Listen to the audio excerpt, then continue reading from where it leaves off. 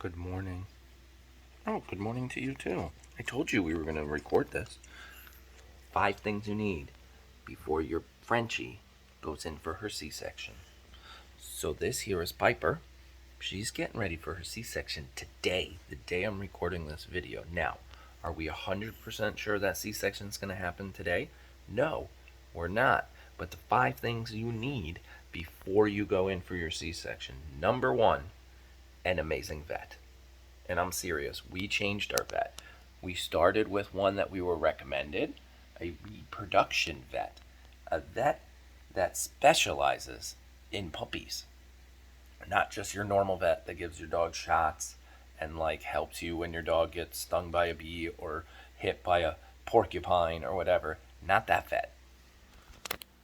You need a vet that knows what they're doing when it comes to C-sections and puppies. So we researched and we found another one. And I also recommend that if that vet can't handle a 2 o'clock in the morning emergency, like, hey, the C-section's coming early, or they go on vacation and it shuts down their whole practice, get yourself another one to back up, because you don't want to end up in a situation. That's a fly.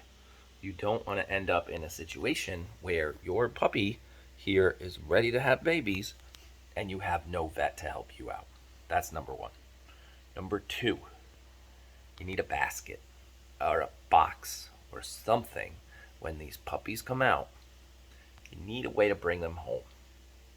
Something safe, something comfortable, and in that box we'll get by. Where are you going, buddy? You're leaving? Oh, shake it out. Good girl.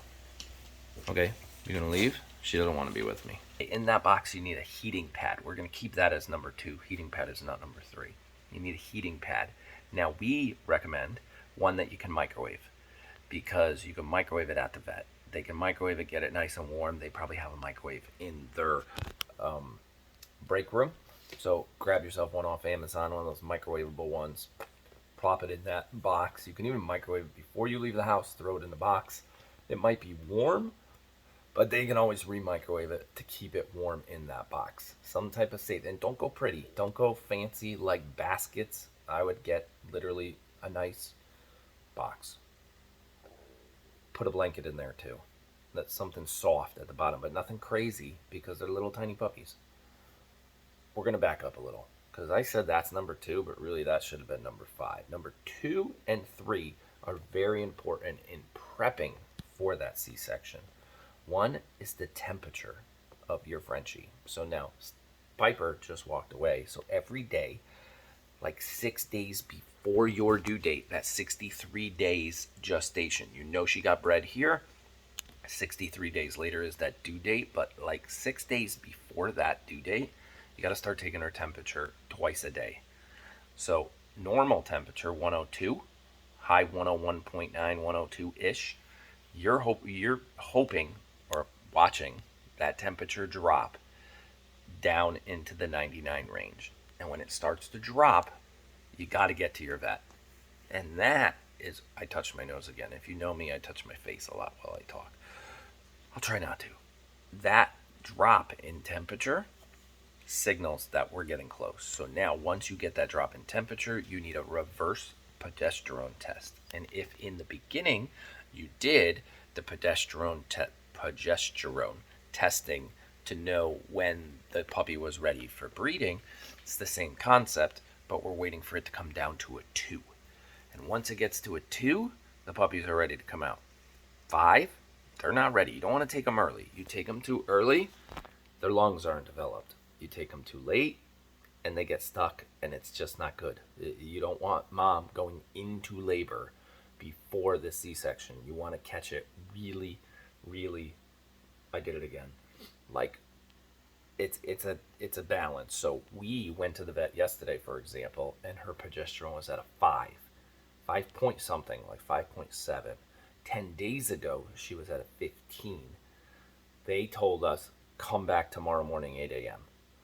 So they wanted us back in like 24 hours. So now today, when we get there, if she's not at a 2, they might literally say, come back today at 4 p.m. Come back today at 2 p.m. They might say that. We don't know. So clear your schedule. That is number 3. What was number 1? What did we say number 1 was? Go back. I can't remember. This is a one-take wonder. Number 1 was good vet. Number 2 was a box to put these puppies in once everything goes well with a heating pad. Number 3, clear your schedule like nothing. Due date the day before, the day after, like you need to be very flexible. Number 4 is going to be a whelping box. You need somewhere for when, and I'll do another video eventually on the whelping box. And because I'm taking this as what we call a one-take wonder, meaning one take, I hit record and I'm just talking to you. No edits, no fancy stuff in this video. A whelping box is a box where mom and the puppies can live together safely away from your other animals in your home. They need some time to not hang out with your other, those puppies cannot be hanging out with your other dogs right away.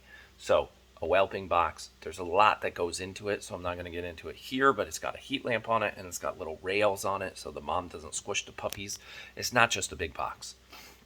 We'll talk about that soon, so Google that. If you're thinking about breeding Frenchies or anything, think about whelping box, start doing some Google research.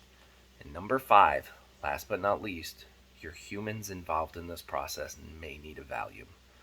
Okay, it's a little bit of a joke, but I'm not kidding. It's a very stressful time. It's very nerve-wracking, depending on your history with animals and C-sections and things like that. It can be very overwhelming. So we all need to breathe. The vet knows what they're doing. That's it. Trust your vet. Get yourself a box to bring the puppies home. Watch that temperature. Check that progesterone. And relax. Hopefully this all goes well. My name is Aaron. Simon Says Farms. Liz is getting ready for this big day. It's a huge day for her. Hopefully today's the day for us. If not, just follow along, hit subscribe, hit that thumbs up, and we will see you guys again tomorrow. Because if you didn't know it, we post videos every single day. Some are like this, not a single edit. I'm just sitting on my kitchen floor, waiting for my coffee. It's right there. And watching our dog get ready for labor. Not labor, C-section. You knew what I meant. Talk to you later. Bye.